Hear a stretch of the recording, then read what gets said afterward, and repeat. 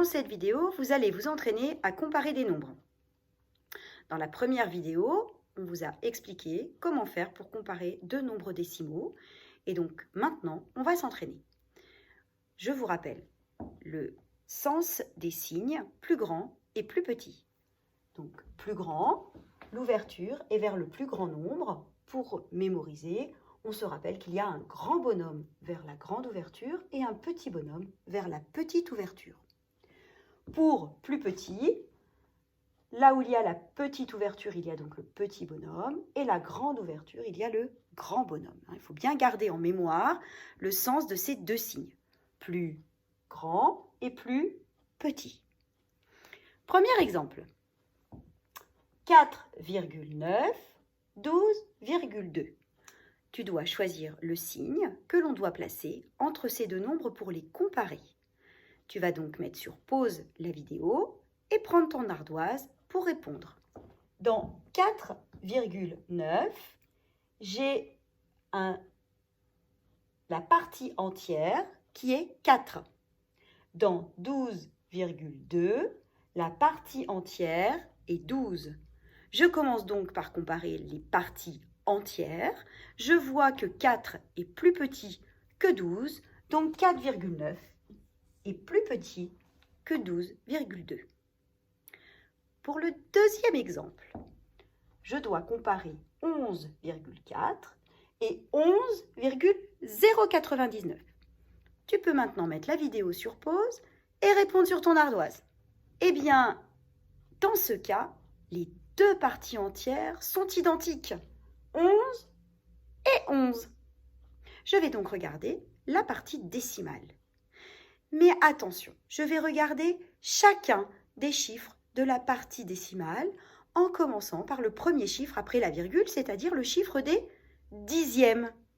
Dans 11,4, le chiffre des dixièmes est 4. Dans 11,099, le chiffre des dixièmes est 0.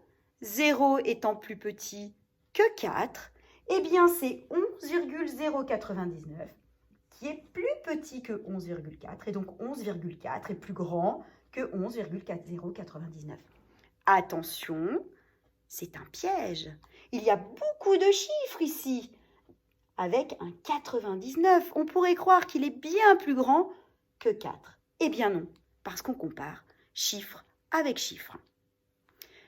À toi de jouer pour le troisième exemple. 23,608 et 23,65. Tu peux maintenant mettre la vidéo sur pause et répondre sur ton ardoise. Comme les exemples précédents, je vais commencer par comparer la partie entière. 23 et 23. Les deux parties entières étant identiques, je vais comparer la partie décimale en commençant par le premier chiffre après la virgule. Le premier chiffre dans ce premier nombre est 6 et dans celui-ci 6 également. Les chiffres des dixièmes étant identiques, je vais aller regarder le chiffre des centièmes. 0 et 5. Le nombre qui a donc le 5 pour chiffre des centièmes est plus grand que celui qui a 0.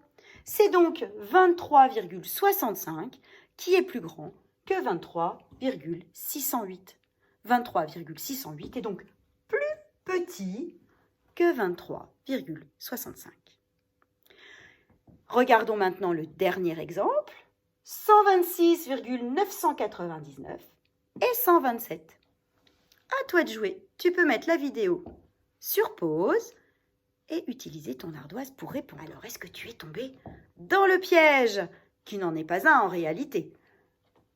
126, qui est la partie entière, est plus grand que 127, qui n'a pas de partie décimale. Ce n'est pas parce qu'il y a beaucoup de 9 après la virgule que ce nombre est le plus grand. C'est bien le plus petit des deux nombres parce que sa partie entière est plus petite. Et bien voilà, tu t'es entraîné à comparer des nombres décimaux. Maintenant, tu vas pouvoir faire des exercices sur ton cahier.